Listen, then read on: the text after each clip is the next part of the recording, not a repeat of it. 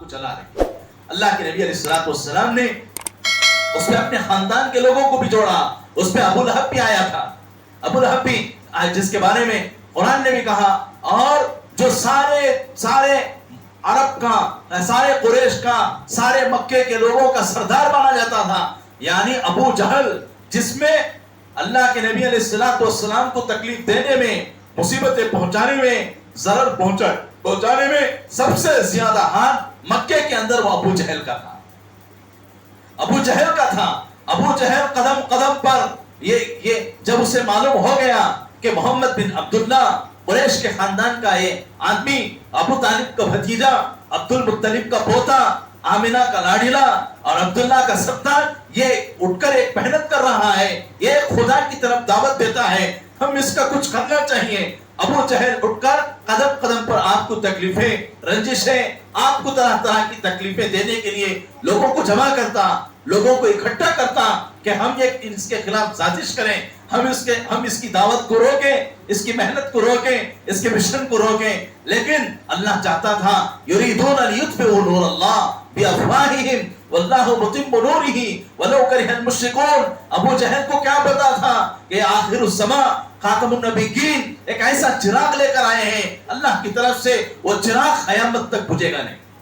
اللہ نے اسلام کو چراغ کی مثال دی قرآن میں, نور اللہ یطفئ اللہ بنورہم, یہ اللہ کا نور ہے جو قیامت تک چلے گا, قیامت کی صبح تک چلے گا. جو اس چراغ سے فائدہ اٹھائے, جو اس روشنی سے فائدہ اٹھائے, دنیا آخرت کی اسے عزتیں ملیں گی. جو اس چراغ کو بجھائے, اپنی ظلمت کو دل میں بٹھائے اور اپنی تاریکی میں رہتے ہوئے دنیا سے چلا جائے, اس کی دنیا بھی ذلت پہ گزر گئی, آخرت میں لامحدود ذلتیں اس کے قول پہ گا کر گر جائیں گی. حضور اکرم صلی اللہ علیہ وسلم نے اپنی محنت کو چھوڑا نہیں. اللہ نے تیسرا حکم نازل فرمایا, فاصدع بما تؤمر واعرض عن المشرکین. اے حبیب, آپ کو میں حکم دیتا ہوں ان مشرکین کی, ان کفار کی ذرہ برابر بھی ان کی باتوں پر توجہ مت کرو, آپ اپنے مشن اور اپنی محنت پر لگے رہو. انا کفیناک المستہزئین, ہم ان مزاح کرنے والوں کا ہم کافی ہیں, ہم دیکھ لیں گے. اللہ یستہزئ بہم ویمدہم فی طغیانہم یعمہون. اللہ کہتے ہیں ان مزاح اڑانے والوں کو ہم دیکھ لیں گے. ارے 360 سے کچھ نہیں ہوتا. کعبے کے اندر بت رکھے ہوئے تھے, کھلانے کا بت الگ, ہواؤں کا بت الگ, بارش کا بت الگ, اس کا بت الگ, اس کا بت الگ. 360 بتوں کو کعبے جیسی مقدس جگہوں پر انہوں نے رکھا ہوا تھا. ان کا عقیدہ بن چکا تھا کہ ایک سے کچھ نہیں ہوتا, 360 سے ہوتا ہے.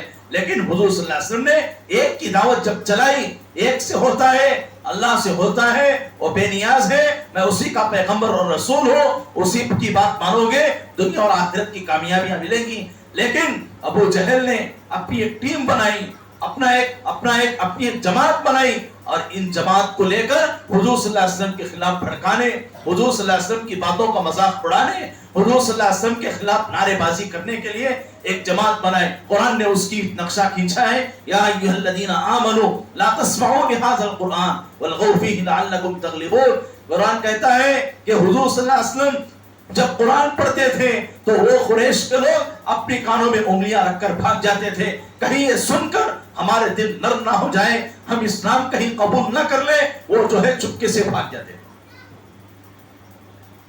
ابو جہل نے کیا کیا نہیں کیا.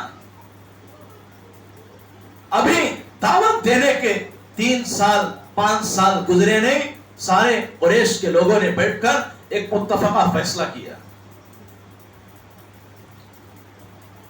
کیا فیصلہ کیا؟ چلو جا کر ابو طالب کے پاس جا کر بات کرتے ہیں.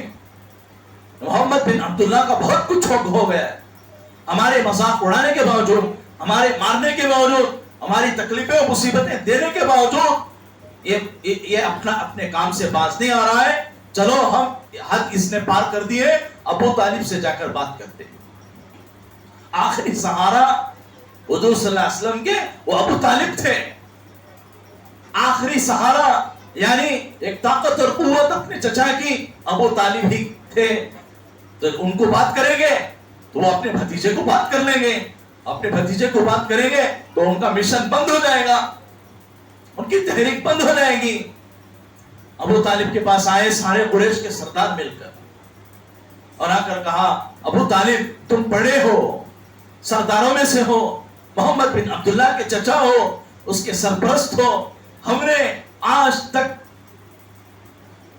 हमने इसका सुन कर हम थक चुके हैं। हम इसके बाद जो है तुम होने की वजह से, तुम उसके सरपरस्त होने की वजह से हम आज तक रुके रहे, हम इसके बाद रुकेंगे नहीं। आगे जो भी कदम उठाएंगे हम तुमको पूछेंगे नहीं, तुम उसके जिम्मेदार हो। एक जिम्मेदारी की बात कुरैश के अबू जहल ने सरदार बनकर उनका सारों को लेकर अबू तालिब के पास आकर ये बात जब कही तो अबू तालिब के पांव से जमीन खिसक गई। मेरे भतीजे के बारे में इन्होंने क्या बात कह दी। तो अबू तालिब का दिल नर्म हो गया। तो चलो भाई मेरे अपने भतीजे को बात करो, देखता हूं कि बात करके क्या कहते हैं। अल्लाह के नबी अलैहिस्सलाम जब घर में आए तो अबू तालिब ने बिठाकर हुजूर सल्लल्लाहु अलैहि वसल्लम से कहा, ऐ मेरे भतीजे मुझ पर इतना बोझ मत डाल। क्या अल्फाज कहे? हदीस में आता है कि अबू तालिब ने ये अल्फाज कहे, ऐ भतीजे मुझ पर इतना बोझ मत डाल कि मैं उसे उठा ना सकूं। हुजूर सल्लल्लाहु अलैहि वसल्लम ने पूछा, ऐ मेरे चाचा क्या बात हुई, क्यों आप इस तरह कह रहे हैं, आप अपने दिल को क्या ठेस पहुंची है? तो अबू तालिब ने कहा कि मेरे भतीजे सरदारान कुरैश मेरे घर आए थे, उन्होंने इस तरह कही कि तुम अपने मिशन को बंद कर दो, अपनी तहरीक को बंद कर दो, ये 360 से ना होने का जो आप कह रहे हैं इसको बंद कर दो, इसके बाद तुम अपने दिन पर हो, वो अपने दिन पर रहेंगे, तुम दावत मत देना। लेकिन हुजूर के वो अल्फाज जो अपनी जबान से निकले, आप पर लाखों सलाम व दरूद हो, आपकी हिम्मत इस्तिक़लाल पर, आपकी दावत पर, आपकी जो है आपकी उस हौसले पर अबू तालिब के सामने कहा, अब मेरे चचा आपके जरिए से मैं सारे कुरैश मक्का के सरदारों को जो मेरे दुश्मन है मैं उनसे कहना चाहता हूं, अगर ये सारे के सारे मिलकर एक हाथ में सूरज एक हाथ में चांद भी लाकर रख दे तब भी मैं इस काम से नहीं रुकूंगा।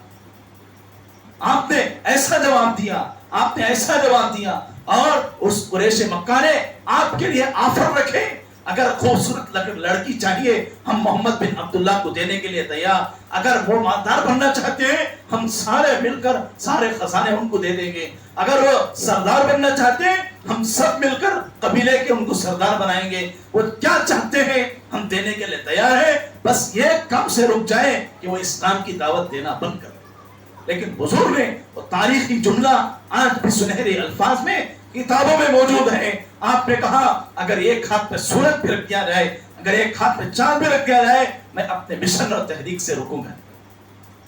तो फिर आपने जब ठान ली, अल्लाह ने मुझे जिम्मेदारी दी है, हर घर में, हर कच्चे पक्के घर में मैं इस्लाम की दावत पहुंचा कर रहूंगा। आपने हिम्मत और हौसले के साथ जब उठे, उन्होंने एक और बड़ा फैसला किया, यानी आपके खानदान, आपके कबीले, आपके सारे खानदान जिसमें मर्द औरत, जिसमें दूध पीते बच्चे, सबका बैकाट कर दिया, सबका बैकाट कर दिया। नबूवत मिलने के बाद, नबूवत मिलने के 5वें साल कुरैश के सारे सरदारों ने मिलकर एक फैसला किया जिसे हदीस की किताबों में मुकाता कहते हैं। मुकाता मतलब दस्तावेजात, सारे मिलकर एक दस्तावेज बने। क्या बने कि मोहम्मद बिन अब्दुल्ला के खानदान से ना कोई शादी करेगा, ना उनकी किसी लड़की से हम शादी करेंगे, और ना कोई ताजिर उनसे तिजारत करेगा, अगर वो तिजारत करने आए तो हम भी तिजारत नहीं करेंगे, कोई दुकानदार उनको सामान नहीं देगा, अगर वो सामान लेने के लिए दुकान पर आए तो दुकानदार भी उनको सामान नहीं देगा। ये दस्तावेजात 3 साल के लिए हुजूर अकरम सल्लल्लाहु अलैहि वसल्लम के खानदान पर ऐसा जालिमाना, ऐसा वहशियाना, ऐसा होलनाक, ऐसा दर्दनाक मुसीबत आपकी जिंदगी में वो लम्हा नहीं आया होगा। आप पर आता तो आप संभाल लेते, आप पर आता तो आप लाखों पहाड़ टूट जाते तो आप संभाल लेते, लेकिन आप पर ही नहीं, आपके बिलबिलाते वो आपके खानदान के बच्चों पर भी ये मुसीबत आई। कहते हैं 3 سال تک اب شیعہ میں ابی طالب کی گھاٹی تھی. اس زمانے میں جیل نہیں تھے, اس زمانے میں یہ جو آج کے جیل خانے ہیں وہ نہیں تھے. تو اس زمانے میں گھاٹیاں ہوتی تھیں, سوراخ ہوتے تھے, اور پہاڑوں کے اندر سوراخ ہوتے تھے, اس کے اندر بند کر دیا. سارے قریش کے لوگوں نے مل کر ایک مقاطع تیار کر کے کعبے کے اندر لٹکا دیا. کعبے کے اندر جو لٹکائی جاتی تھی عرب کے نزدیک وہ بہت اہم ہوتی تھی, وہ ان کے نزدیک بہت عظمت کی چیز ہوتی تھی. کعبے کی دیواروں پر لٹکا دیا کہ آج کے بعد محمد بن عبداللہ سے کوئی بات چیت نہیں کرے. لیکن کرتے کیا نہ کرتے, اپنے سارے خاندان کو لے کر آپ اپنی گھاٹی میں 3 سال کی وہ مشقتیں برداشت کی. نہ کھانے کو کھانا ملا, نہ پانی کو پینے ملا, نہ کوئی چیز نہیں. جب کھانے کی چیزیں ختم ہو گئی, پتے چباتے, اور پتے چبانے کی وجہ سے جیسے بکری اور دمبے پتے کھانے کی وجہ سے وہ پیشاب پاخانہ جو بکری کرتی ہے جس میں مینگنیاں آتی ہیں, حضور کہتے ہیں میرے خاندان والوں پر وہ آیا. کھانا نہ کھانے کی وجہ سے انسانوں جیسا نہیں بلکہ جانوروں جیسا پاخانہ کرتے تھے. ارے کھانے کو کھانا نہیں, 1 دن نہیں 2 دن نہیں بلکہ 3 سال تک حضور کے خاندان پر تکلیف آئی, مصیبت آئی, تکلیفیں آئی. ایک صحابی کہتے ہیں میں اٹھا پانی پینے کے لیے, دیکھا کہ پانی کے پاس کوئی کھر کھر کی آواز آ رہی ہے. اس کو اٹھایا تو دیکھا کہ چمڑا ہے, اس کو لایا اور دھویا اور بھونا اور اس کو کھایا. مجھے محسوس ہونے لگا کہ میں نے کیا چیز کھائی ہے, مجھے یہ بھی پتا نہیں ہوتا.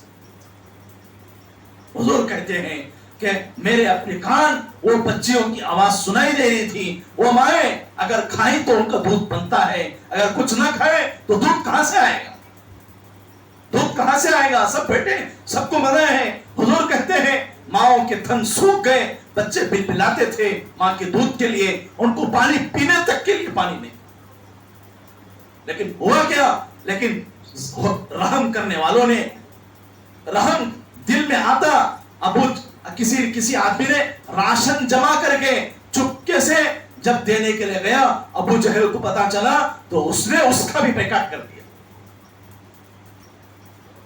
تو ہوا کیا, آگے چل کر سب لوگوں نے جس کے دل میں رحم تھا, ظلم کے خلاف آواز اٹھانی تھی, تو ہوا کیا کہ انہوں نے اس بیکاٹ کا بھی بیکاٹ کیا کہ نہیں, یہ جو ہم اس خاندان کے ساتھ ہم جو ظالمانہ رویہ کر رہے ہیں یہ ٹھیک نہیں ہے, ہم اس کو روکنا چاہیے. لیکن ہوا کیا کہ 3 سال مکمل ہونے کے بعد جو دستاویزات کعبے کی دیوار پر لٹکائی گئی تھی اس کو دیمک نے کھا لیا.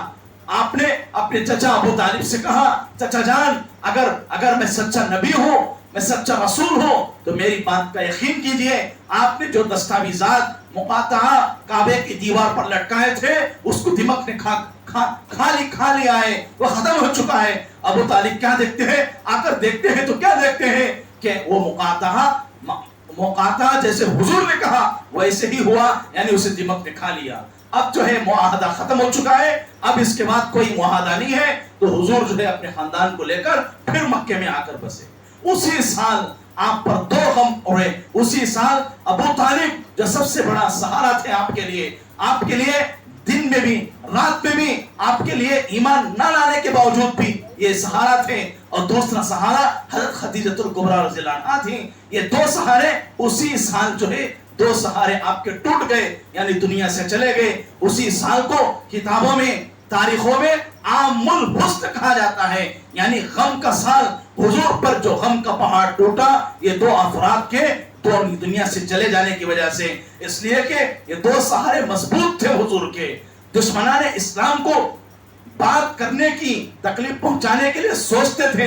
خدیجہ جیسی مالدار خاتون, ابو طالب جیسا سردار ان کے پاس موجود ہے. لیکن جب یہ 2 سہارے دنیا سے چلے گئے تو ابو جہل سر اٹھا کر ناچنے لگا کہ اب ہمیں کھلم کھلا ان کو ستانے کی مل گئی, ہم کو طاقت اب مل گئی, اب ہم ان کو جی چاہے ستائیں, جیسا چاہے ستائیں, جیسا چاہے تکلیفیں دیں. لیکن جو بھی اسلام میں داخل ہوتا اس کو ہر طرح کی تکلیفیں, مصیبتیں اور طرح طرح کی تکلیفیں دی جاتی. لیکن حضور سب سے کہتے صبر کرو, اس صبر کا بدلہ اللہ تعالیٰ جنت دے گے.